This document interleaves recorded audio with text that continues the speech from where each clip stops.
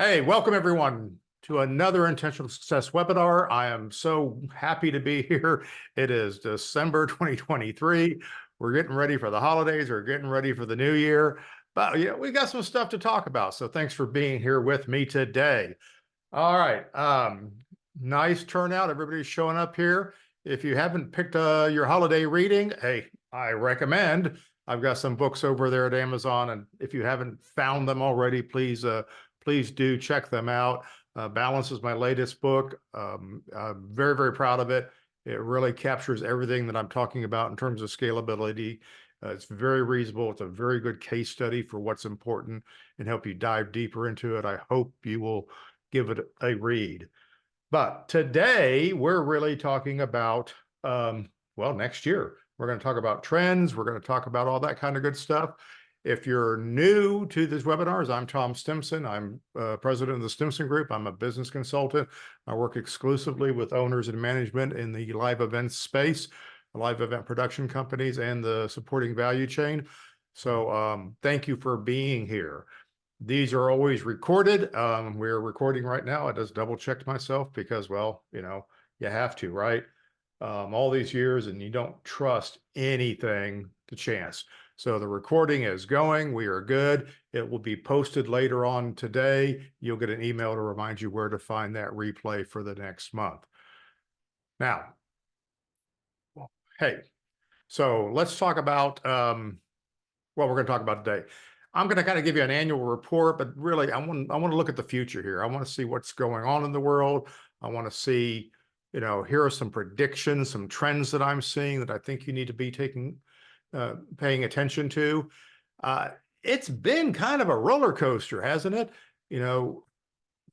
Dealing with trends and responding to changes in the marketplace. Going into a new year, it's kind of like being on a roller coaster blindfolded. You know there's going to be ups and downs and twists and turns, but you can't always see them.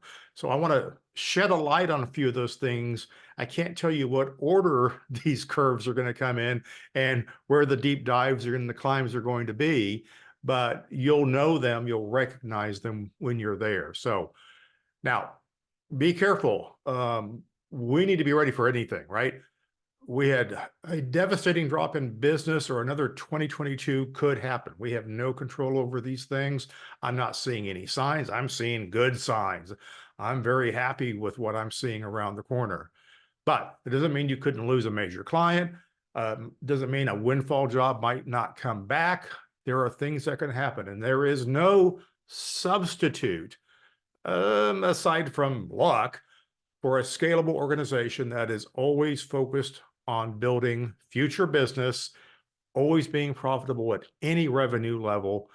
These are the things that we have to do. We can't settle for seasonal profitability anymore. We know how to do it correctly. And I'm going to keep reinforcing that and helping you in any way that I can.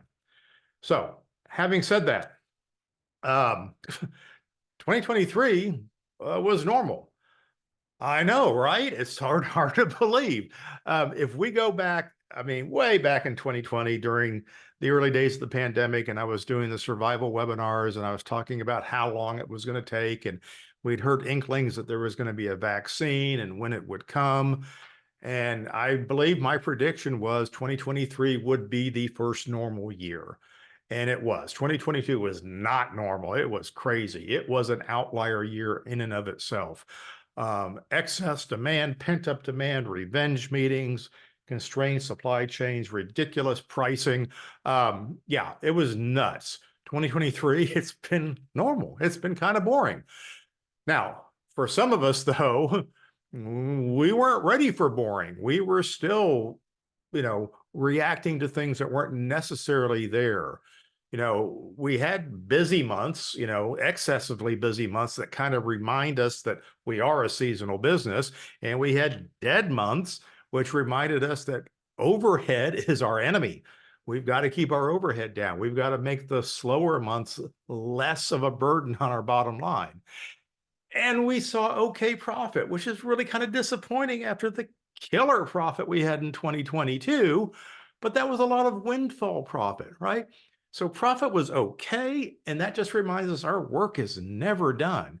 right? You can't rest on your business. We've got to respond to the market. We've got to pay attention to what's going on, and we've got to be ready for what's going to happen. So again, looking back a little bit, what am I seeing in profit? So profit in 23 was less than 2022, like I just said, but it was better than 2019. So if 2019 was your former normal year, lots of revenue, not much profit, I'm hoping that 2023 was a better normal year for you and you saw higher profits. I'm seeing cost of goods sold numbers, and remember, everybody records it a little differently, but in general, between 45 and 55%. And I'm seeing net profits on the average, you know, in that middle group of 10 to 12% net profit. Now, I'm not happy with 10 to 12% net profit at all. You know, my clients are doing 20. I've got a client who's doing 30% net profit. There is more profit to be available that's available if you know how to set up your business correctly. So I'm going to keep working on that because I want you guys to be more profitable more of the time. So trends, customers, big trends, macro trends, customers, we're seeing some longer lead times, but price sensitivity is back up.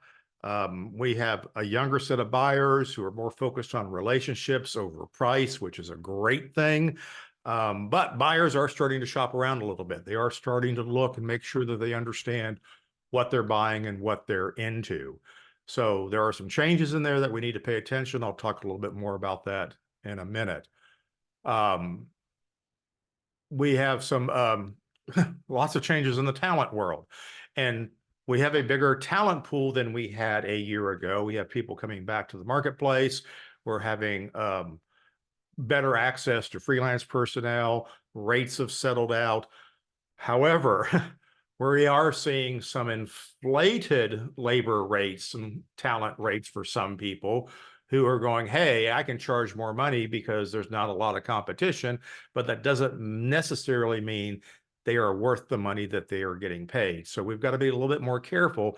Just because somebody's used to making $750 or $800 a day doesn't mean they're actually worth it.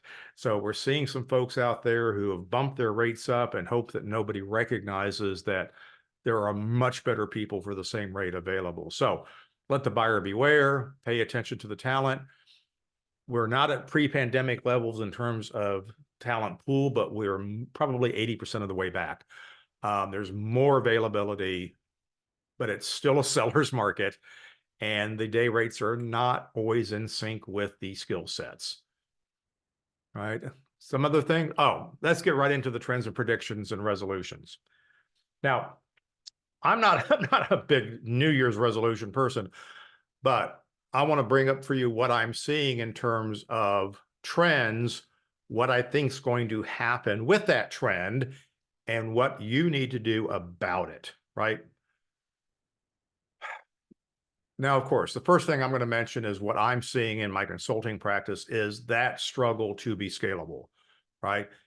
It is a fairly simple concept, but the execution is not always obvious, particularly when you're having to undo a lot of your unscalable traditions and practices, right?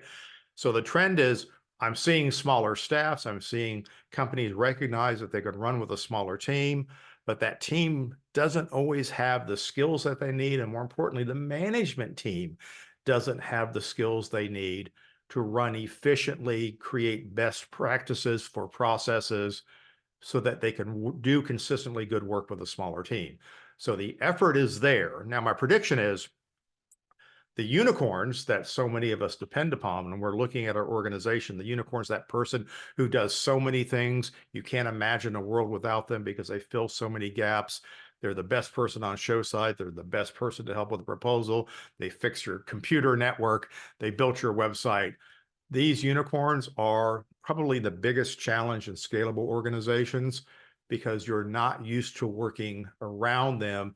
You're used to having them involved in everything, and that really bogs down processes.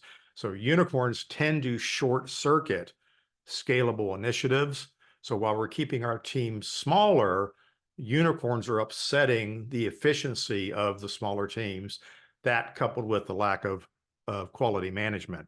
So my recommendation, the resolution that I think you need to adopt is help your team, managers and workers, stay in their lanes while they're helping everybody else on the rest of the team in their lanes, right?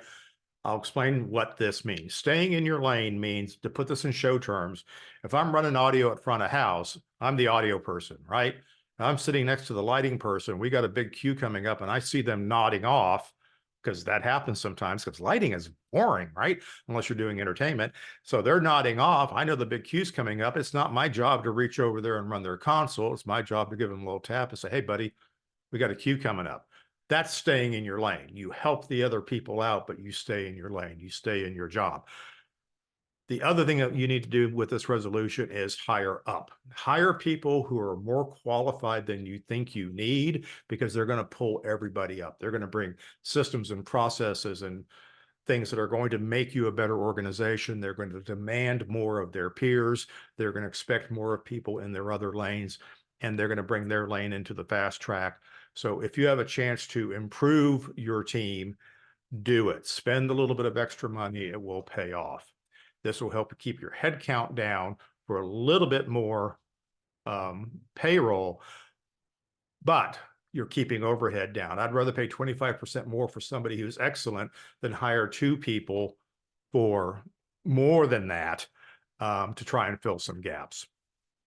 So another trend, in no particular order, private equity. All right. So private equity people, surprise, are finding out that the risk in technology rental industries is pretty high. And rental companies can kick the can down the road, but when you stop kicking the can, bad things happen, right? So you can push costs down the road through depreciation in a technology business, but that doesn't get you the returns that you're looking for. So private equity is going, well, wait a minute, how do we run a better business? So my prediction from this is that we're going to see a divide between rental companies and service companies that's going to get wider. There are organizations out there that do big rentals and big services, and the service side would like to get the rental side. You know, they want to churn the big numbers, but they would also rely on outside customers who need that rental. Those things are in conflict. And I think we're going to start to see a bigger divide between those things. So what will that mean? That means that when private equity looks at a business, I think they're going to be more realistic about how much business this company can do if it's in the service lane versus it's in the rental lane. If you try and be in both lanes, it creates problems. We see this in the event production world, because rental companies trying to do event production end up beating themselves up. Likewise, service companies that try and do rentals end up beating themselves up. So there are two different business models. They can work together, but I think we're going to see a bigger and bigger divide. So the resolution I recommend for you is that when you talk about your business, okay, when you present what you're doing, when you engage with new clients, lead with talent. Don't lead with equipment, right? Equipment is automatically going to commoditize you. We're getting commoditized enough as it is. Lead with talent. And if you are working under private equity, if you have a private equity ownership structure, okay, talent is what's going to make the difference for your business. Talent's what's going to get you the margins that you need, retain the customers that you want. Don't just worry about the balance sheet. I can do a whole nother webinar on that. But my point is, private equity is starting to understand what it is that they've bought into. Some thoughts on scarcity. Okay, look. So the trend is that there's more capacity in the marketplace. You know, one of the exciting parts of 2022 was a huge amount of demand and not much supply. So scarcity helped us. We were able to raise rates. We were able to turn down bad business. A lot of good things happened out of that to make us more aware about how we could run our businesses better. But now we're seeing more capacity come into the marketplace. Again, so rental availability is up. Freelance and staffing availability is up. It's easier to fulfill shows. It's easier to find other suppliers that can help you get your jobs done. My prediction is that supply will start to equalize with demand. So we're going to get that supply demand is going to start coming together. which could lead to flat pricing, right? When supply and demand meet, then we lose some of our flexibility. And if our supply exceeds demand, then we lose pricing, right? That's when prices start to fall. So don't overbuild, okay?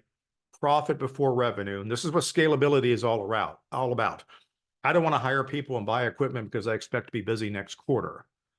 I need to outsource effectively. And if I see 5 quarters of busy and I can make more money by buying equipment and hiring more people, that's when I do it. But I don't hire more people and buy more equipment for a short-term gain, which is our 2019 thinking, which is why so many companies struggled through the pandemic, because they'd put all of their efforts into future work, which didn't manifest. So don't overbuild, put profit before revenue. Okay. It's okay to have revenue and a lot of revenue and make slightly less profit, but reducing your risk by not overbuilding. So try and maintain that scarcity in your business, in your segment. And then talk about value. We're seeing trends in value. The gap between inexpensive and high value is widening, right? So we've got changes in our buyer sequences and who's coming to us. They're looking at, why is this company inexpensive and why is this company expensive? Why is there so much value here and I don't see the value there? Now they're making some decisions about what do they need, because sometimes they need the inexpensive solution. Sometimes they need the high value solution, but that gap is getting wider. There's not that middle ground that there used to be where, it was, the bell curve was you had a few people on the high value end and a few people on the low value end, but that bell curve is flattened out a little bit. It is much more of a level playing field. There's a larger group of people who are high value. There's a larger group of people who are inexpensive, which is not to say cheap, right? And then there's this big messy group in the middle where most of us live, where it's hard to differentiate. So if you're stuck in that middle, that's where you run the most risk of struggling financially. If you're an inexpensive company, your mandate is simple. You need to keep your costs razor thin. You need to not over deliver. You need to sell on price because you're a volume-based business. If you're a high value business, you've got to keep your margins high. You've got to keep your quality high. If you're stuck in the middle, man, it's hard to make things work, because one day you're trying to be inexpensive and another day you're trying to be high value.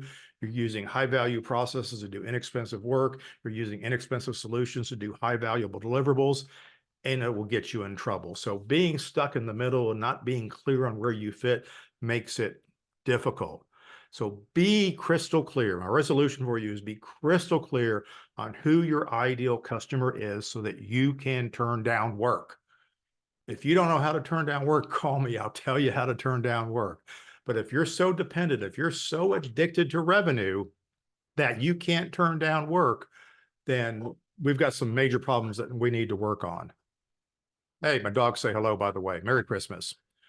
All right. Price transparency. So there's a trend, right? And, we're seeing the line item shoppers are coming back. They want info to manage the budget, right? They're asking for line item proposals again, which is really kind of irritating. My prediction is that price sellers will respond more line item details than they have in the past. I think they find it to their advantage to do that, which is going to muddy the playing field. So my resolution for you is that while there's a tendency towards this price transparency and we're hitting that trend again, where people aren't willing to say, well, can you do it? What will it cost? That sounds great. Let me send you some money, which was 2022. Now they're saying, can you show me how that works? Can you show me how that's priced? I need to compare this with other people. Manage the conversation, right? Optimize the customer buying power. Say, tell me how you need to spend your money, what's important to you, and I will help you use your money wisely. We can deal with the request for transparency, but let's be clear what we're being transparent about. So be aware that this is happening. We need to be conscious of it. We need to think ahead before we sit down with a conversation with a new client. Technology. Hey, I guess it's still cool. People love it. Look, there's no shortage of suitable solutions, brands, or options, right? Technology is not hard anymore. It is so much easier than it was in my day when we had to have tweakers and we had to drop things to make them work to reset the computer chips.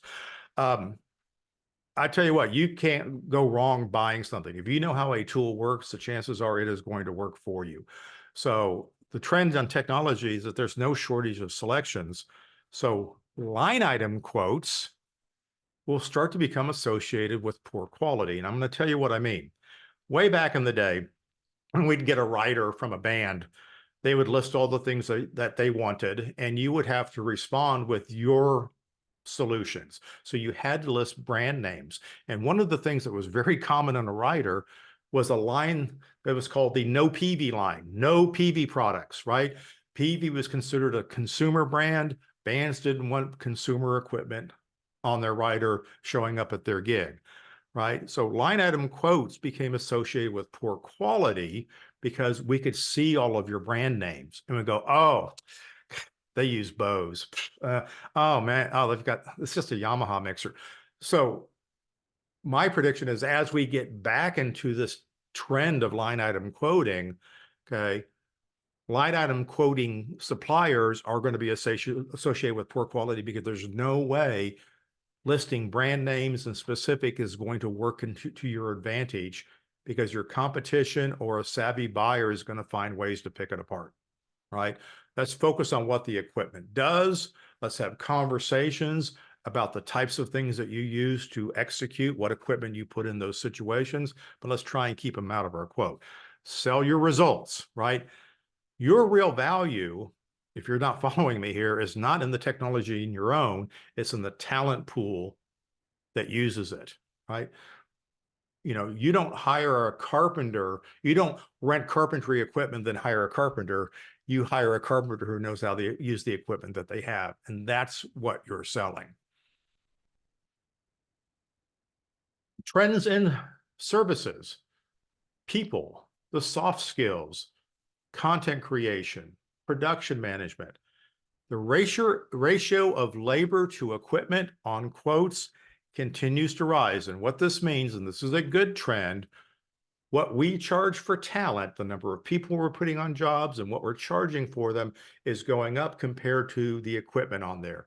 My sweet spot for a corporate event production company is to get close to 50-50, 50% services, 50% equipment and solutions, right? That's a good ratio. That's a talent-focused solution. We're putting value where value is. We're also, if our margins are correct, okay, we're making our business more scalable. My prediction is that we will get, I say sell equipment by the pound. However, we are getting to the point where if we can have a conversation with the client and understand how many people it's going to take to execute the job they're describing without thinking about the equipment. If we add up the people and the text that's going to take to build this show and execute it, okay, we can take that number and double it, and we now have a budget for the event. So I said that's about $50,000 worth of technicians, setup labor, you know, getting people there, meals, and all that kind of stuff. That means that this is $110,000 event. So now what do we want to spend $50,000 on for equipment, right? That's selling equipment by the pound, right? If you get the right people on the job, we can make, I'll put it this way, give me 5 great technicians in an empty ballroom and I'm going to give you a good show. Give me a whole bunch of equipment and 5 poor technicians and you're going to have a hot mess, right? It's really the talent that makes a difference in all of this. So use technology to help talent be more effective. Don't use technology to justify how much talent you need there. Put the talent first. Trends in customer retention. Man, don't we like to keep customers? Don't we like to have recurring business? Well, we're seeing a little bit more churn. We have buyers who might need to upgrade. We're seeing changes in buyer demographics. We have a whole generation, you know, my generation, which is aging out. They're being replaced by younger people, one who have more energy for doing what it takes to be on show site like forever. So this is a little bit different environment. So we're seeing churn. I predict that multi-year contracts and deals are going to diminish. Yes, it is still the mainstay of the association world and committee-based buying decisions. But the fact of the matter is, I think the strictness of those terms is going to go down. I think the expectations are going to change. And I think it's going to be easier for companies, buyers to change in midstream who they're working with.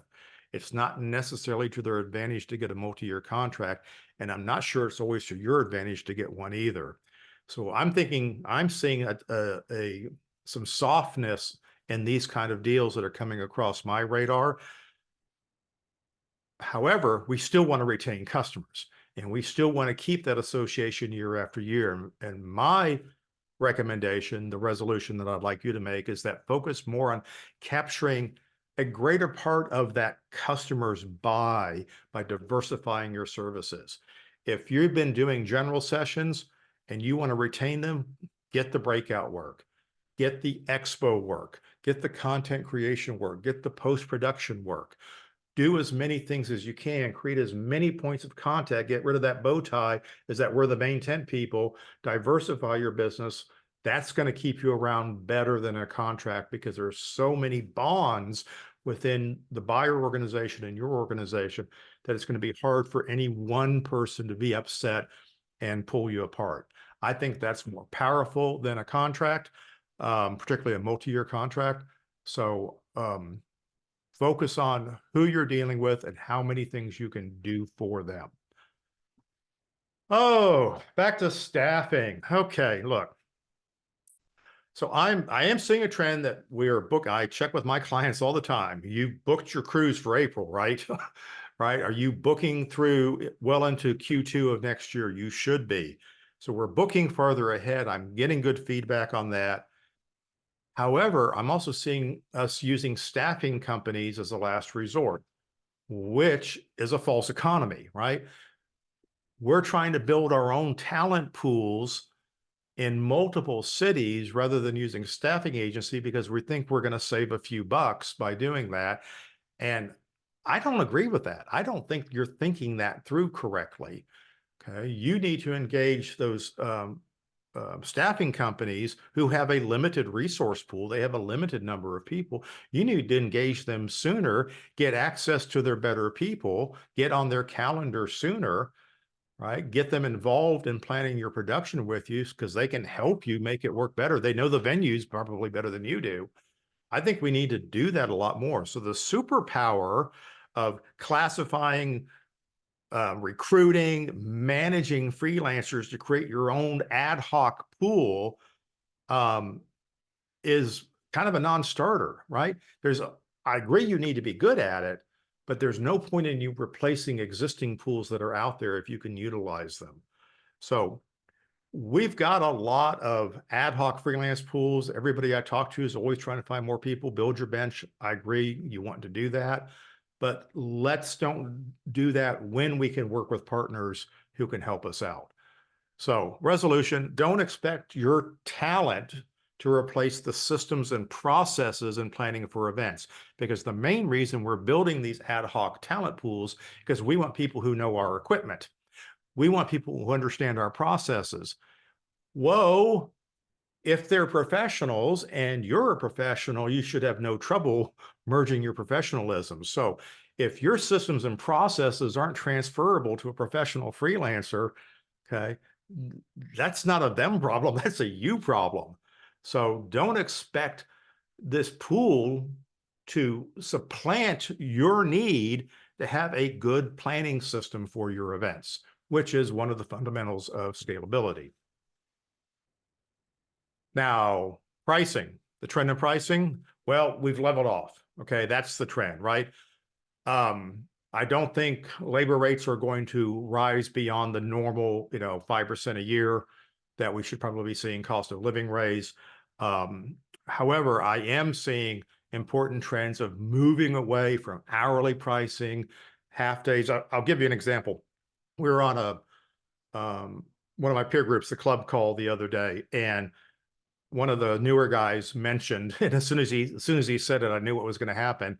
he mentioned something about a half-day rate. And 3 other guys leaned into their cameras and said, "We don't charge half days." No kidding. Half days? What are you talking about? There's no such thing as a half day rate. You can't buy half a human. So we need to move away from hourly and partial day charges because you can't get talent to work for that. So there's things as service calls, there's other solutions in there. My prediction, I've been saying, 8 and 10 hour minimums for everything. I'm more of an advocate for the 8 hour day and selling an 8 hour day instead of a 10 hour day. 10 hour day is just lazy. We came up with a 10 hour day because the math was so easy, right? It gave us a little bit of wiggle room for not having control of our schedule. A lot of our days were 10 hour days. It just kind of smoothed everything out.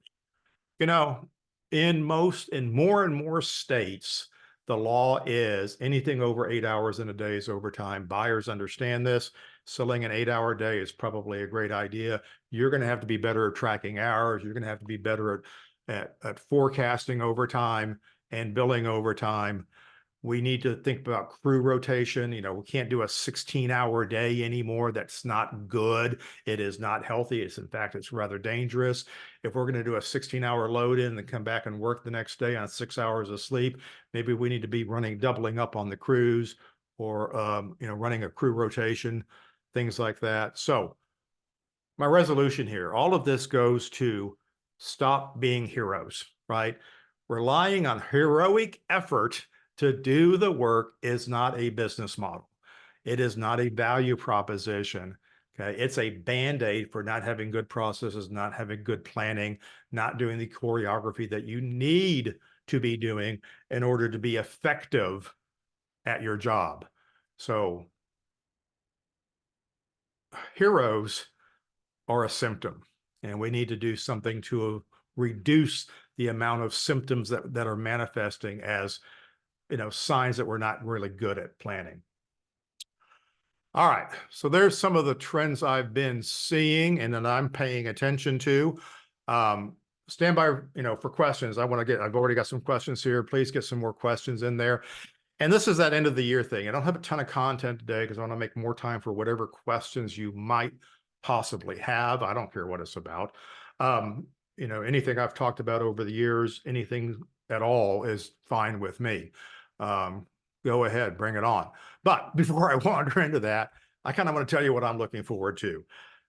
I love my hobbies. There's nothing I like better than being able to shut down at the office, be done for the week, and go out into my shop, do a little woodworking, do a little pottery. I am having a blast. This is one of the reasons why I want to retire in the next 4 years, because I want to spend more time doing the things that I really enjoy doing. I'm taking pottery classes. I go to pottery every week. I work in my garage every minute that I have. I build stuff. I'm doing a lot of things. It's a great feeling to put stuff together, make things with my hand. It uses the creative part of my brain. And it gives me time to think. I tell you what, this is probably the best thing I've done in years.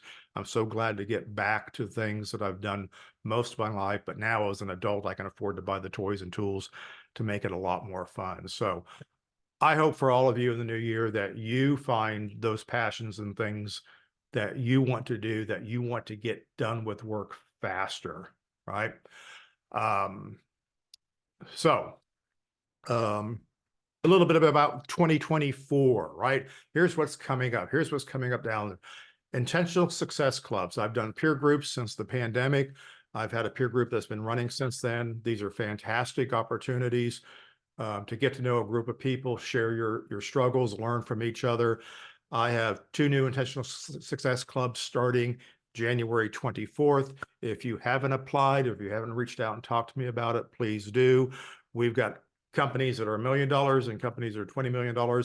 I have the right group for you. With 3 groups, I can find the right group that you fit in for the right level of sophistication, size, fit. I've got a choice for you. So let's reach out and have a conversation. Many of you are looking for some help figuring out what to do next. How do I run my business? Road mapping, doing strategic road mapping. This is something I've done for years, but I'm being more intentional about it, shall we say. if you want to make progress, if I know where you're at, I know where you want to go, we can draw a roadmap to get there. I can help you better understand how your business works, help you see things that only people from the outside can see that when you're on the inside, it's difficult to see. These are very economical ways to get insight into your business. Involve your management team if that's what you want to do, so that you can start moving faster in the right direction. We can clear up a lot of noise. We can create a lot of clarity in a very short amount of time. Love to talk to you about that. Management team coaching. Yes, I can do one-on-one coaching, but generally the person I'm coaching is working for somebody else who needed to be coached even more. So in your management team, how can we get your management team more effective? How can we make your weekly management meetings? Oh, you're not having weekly management meetings? Let's talk. How can we make your management team more effective? Get them pointed at your strategic goals correctly. We can do short-term engagements to help to get them on the right track, teach them how to have better meetings, how to use their numbers, how to make decisions better. Happy to work with that. That's a lot of fun. I love to see the progress we make. And then the fourth thing I want to talk about is events for this coming year. We're going to have Jumpstart Live events. We're going to have master classes. I've got dates. These are proposed dates, but in locations, but we're going to do a Jumpstart in Atlanta, the beginning of April. We're going to do the annual master class in Las Vegas right before InfoComm. That is the owner's half-day session. Jumpstarts are for everyone. Everybody on your team can come. We're going to do another one in Denver. If you're in one of these cities and you're interested in hosting or supporting the AV side of this, reach out to me. I'd love to work with you. We're going to do another one back in DFW in the end of November. And we're also going to probably do another master class at LDI in Las Vegas at the beginning of December. So we've got lots of learning opportunities coming up in the year. I'll be announcing more of this in the newsletter at the beginning of the year so that you can mark your calendars. And then as the details and as registration opens up, trust me, you'll hear about it. Yeah, 2024, let's chat. If you're interested in roadmaps or the club or coaching, want to be an event sponsor, or you just have general questions about anything, you just want to figure out, am I for real? Swap stories. I love to talk. So just book a call. Let me know what it's about. I can't wait to visit with you. That's the funnest part I do, is get to meet new people. So don't hesitate to reach out. And some takeaways, and we'll get to some questions. Takeaways, look, return on investment, return on effort is a time thing, right? Meet your customers where they are. If your customer comes in ready to buy, don't sell them anything, right? Take them to the sale, right? If they come in asking questions, answer their questions. Do the dog and pony show. Don't try and rush to the sale, right? We've got to put the right investment of time for both parties. So this is part of that sales listening thing. If somebody sends you an RFP, that doesn't mean you're supposed to send them a proposal, because now that's a waste of your time. That means that they have to have a conversation with you to unpack it, understand what they're trying to do, and see if you even have a reason to work together. Margins. Every job should be profitable when you write it. And part of this has to do with knowing what your costs are. So there is no shortcut to making money that doesn't involve being crystal clear on what your costs for things are, and then applying appropriate margin to it, right? You've got to make these two things work. It is not magic. It is not voodoo. It is not just sticking to your pricing. You have to know what it costs. You have to know where to make money and how to have those conversations. You've got to be able to quote successfully every single time without extra effort. And then you have to plan ahead, because planning ahead is what allows you to be scalable. If you're not working on your Q2 cruise already, if you haven't booked all the people that you're going to need in your busy May, you're not planning ahead. You're not doing your job. Know where you're at and know where you want to go, but you got to know how to get there. So whether it is tactical work like executing future jobs, or strategic work, how to get your business successful, planning ahead is what you're supposed to be doing. That's why you're here listening to me, because you're trying to look around the corner. All right, man, questions are coming in. Thank you so much for this. All right, I'm going to put up some questions here. I'm going to get rid of me on the screen because I mean, of the share on the screen. You just have to look at my mug. And all right, let's do some questions here. All right, Bradley says, I've noticed that some clients are looking at price rather than the value they're used to getting. Yeah, I mean, people are looking at price. They're asking questions. It has been, I mean, it is changing. So we need to respond to that. And it's not a knee-jerk reaction. It's not a pushback. You know, this is improv. Say yes and, okay?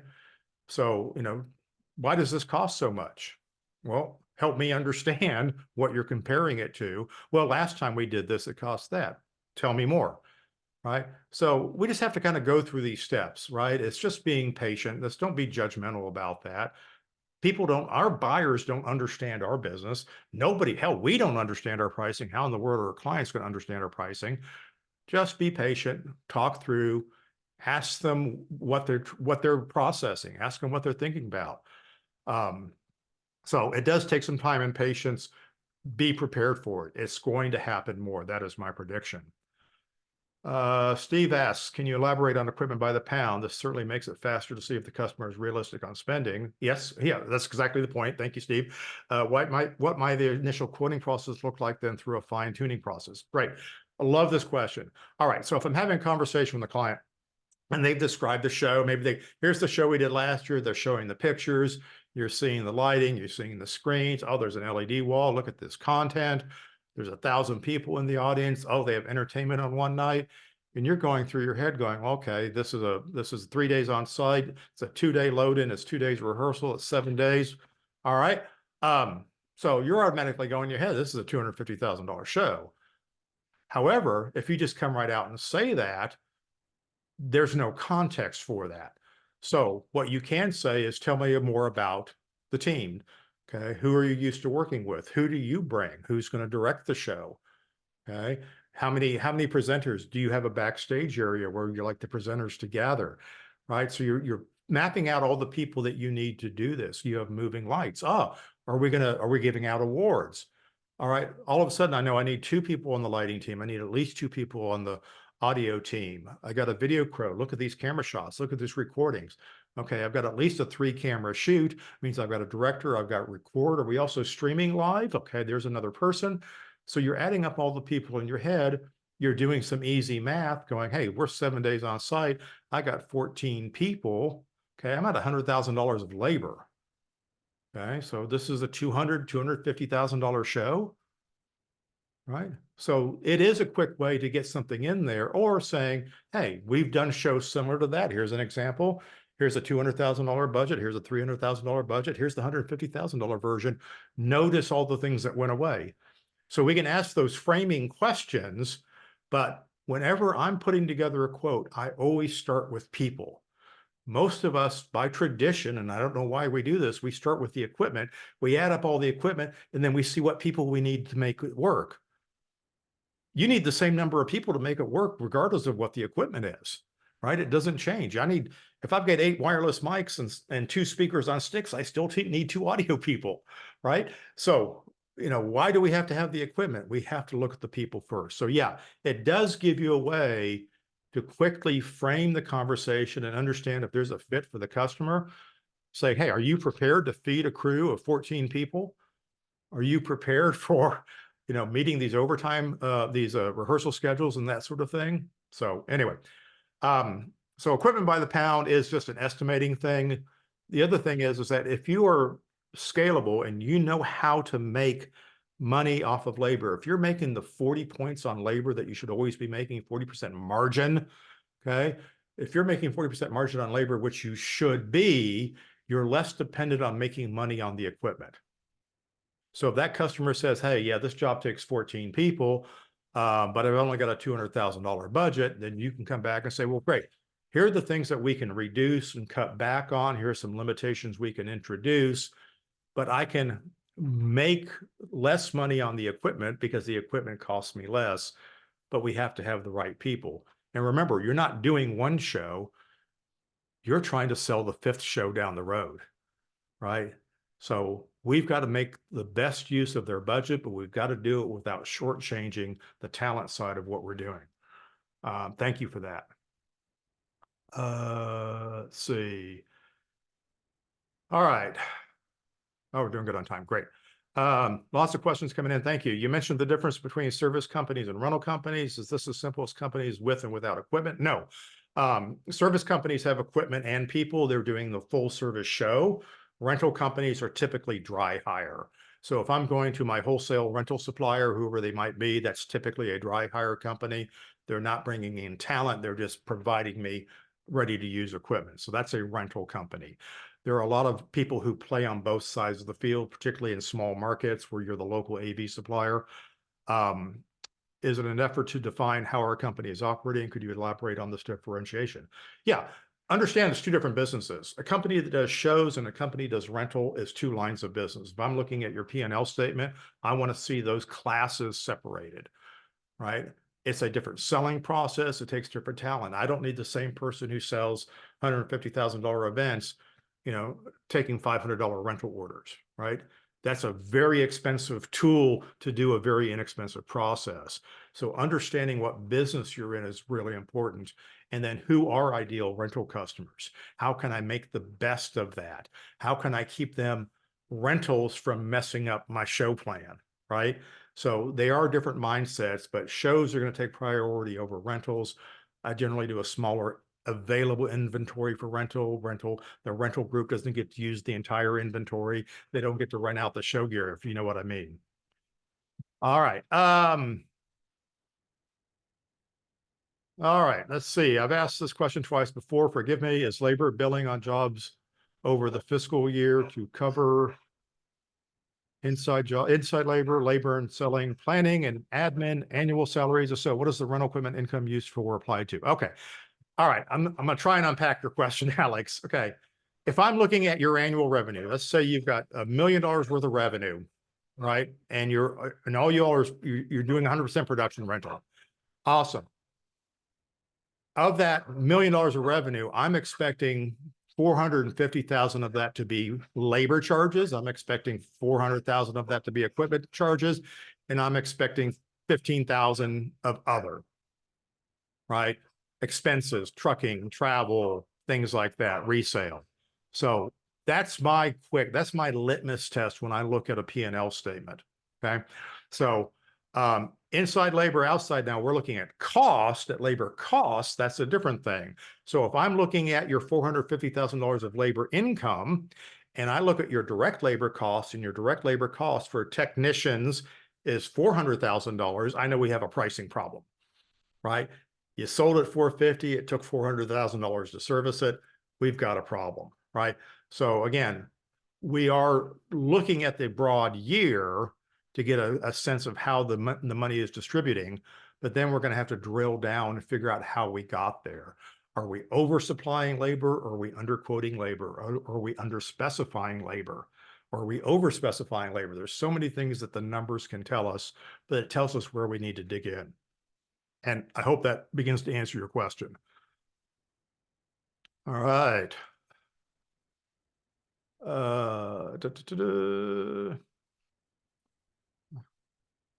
Nice to have questions. Okay. I have a client waiting to do a retainer for their quarterly meetings. What are your thoughts on retainers? I have no idea what a retainer means in our industry. I'm a business consultant. I don't do retainers. Typically, a retainer is, I'm going to pay you $5,000 a month against hours billed.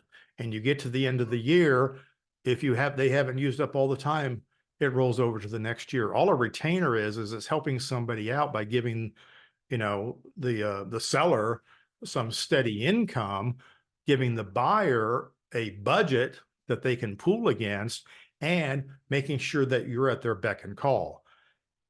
For an event company, I don't know what that looks like. So I would ask some clarification on what it is they're trying to do. If they have a quarterly meeting and they want to you to quote on all of those meetings, why don't you sit down and make a deal for the year?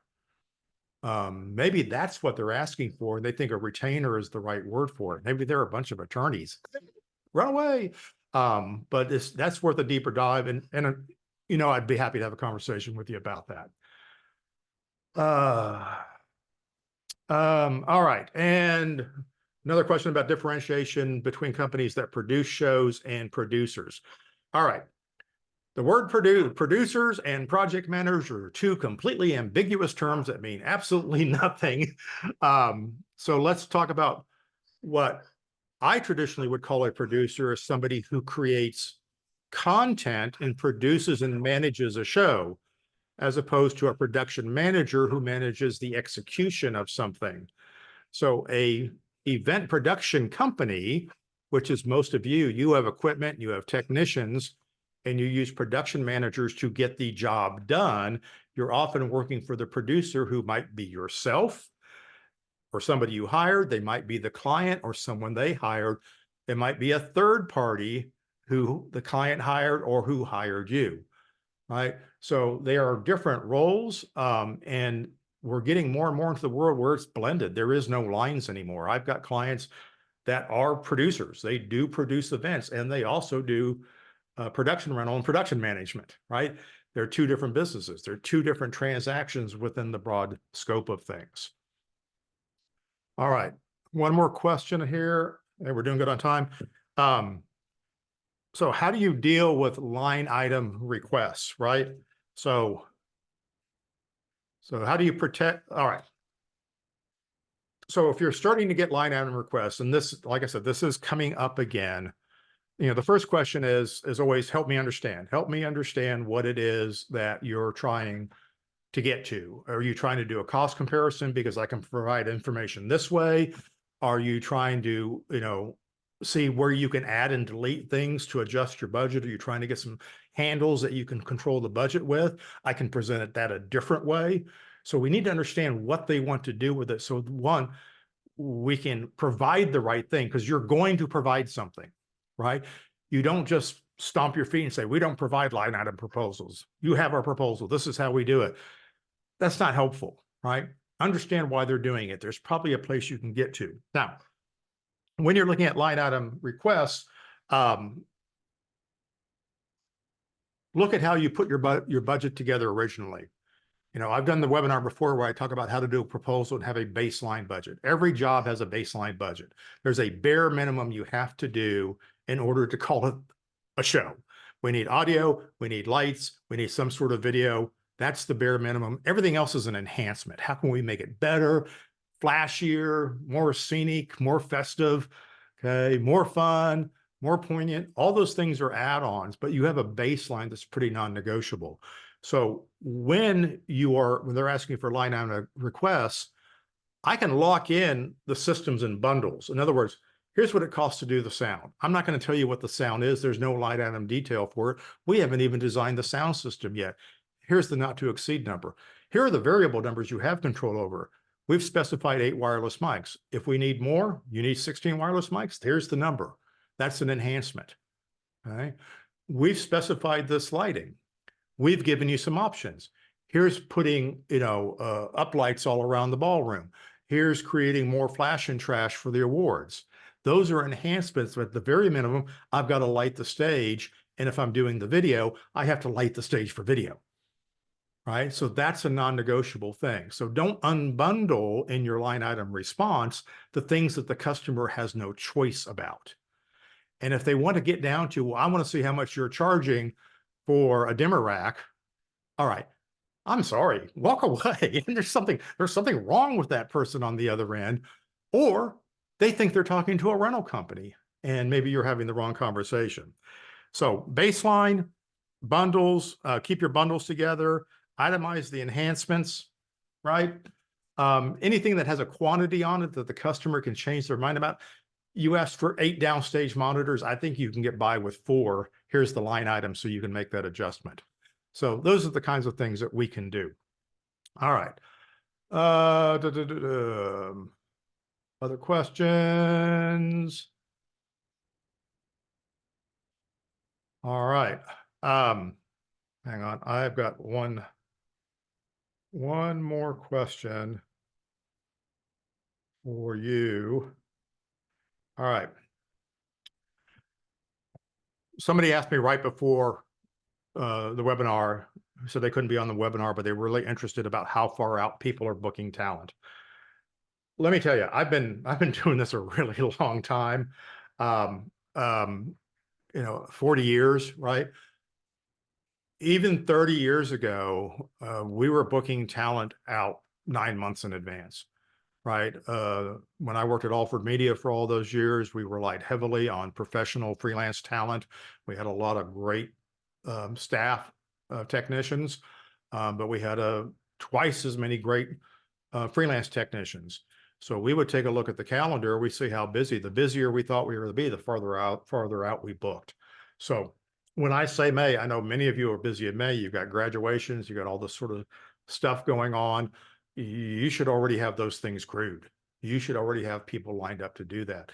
And when I say that, you should not be tying up your staff yet. You should have booked as much freelance crew as you possibly can to round out all of those shows, because you're going to have other stuff that comes up that if you do have staff technicians, that's the kinds of things you hold them back for. So I don't think you can book far enough ahead. And I've heard every argument about, well, things change. We don't want to book people. You know what? Things do change, but why would I book somebody on something that's not going to change? You've done the graduation for 10 years. You're doing the graduation. You already know what the dates are, right? That's not going to change. That's where I want to put a freelancer, right? It's the things that are going to be squishy that I want to hold my staff back for if I'm using staff. And likewise, you got to be creative in booking, saying, hey, I need you for 10 days over this 14-day period. Can you block that out for me? Sure, I was a freelancer. You bet I'm going to take that work. But if I know that I'm going to work all 14 days, I may say, no, I got plenty. I'm going to turn down work during that period. I don't need to take that deal. If you want me for 14 days, promise me 14 days. So, getting as far ahead as you can is always going to be to your advantage. And then another question that I want to get in, I'm going to find my notes on this, is, stand by. Well, I can't find it. That's all right. We're out of time. So folks, you know how the drill works. Shoot me any other questions that you have. Don't forget to look for the replay. Schedule a call with me. Happy to chat with you at any time, answer questions about absolutely anything. If you're interested in Intentional Success Club, reach out to me as soon as you can. Let's get a conversation scheduled after the 3rd, because I'm taking off for the next couple of weeks, as you should as well, but we got plenty of time to get all that stuff sorted out. So thank you guys for another fantastic year. I hope you have a wonderful, wonderful holiday, New Year's, and a fantastic 2024. I hope I get to be a part of it. Thank you guys so much. I really appreciate you. Go get them. Cheers.